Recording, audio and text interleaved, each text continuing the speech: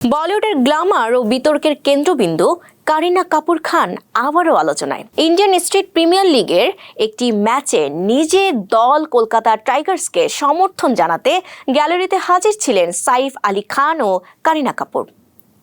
সঙ্গে ছিলেন দুই সন্তান তৈমুর ও জে। ম্যাচ চলাকালীন বিগ বস 13 খ্যাত অভিনেত্রী আরতি সিং ও তার পরিবার ছবি তুলতে চাইলে কারিনার প্রতি মনোযোগ কমিয়ে সাইফের সঙ্গে ব্যস্ত হয়ে পড়েন তারা।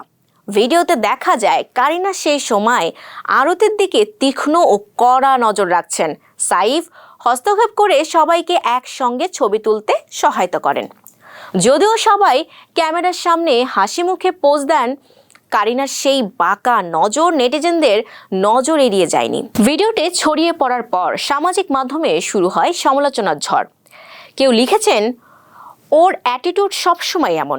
আবার কেউ লিখেছেন, নিজেকে অনেক বড় কিছু ভাবেন কারিনা।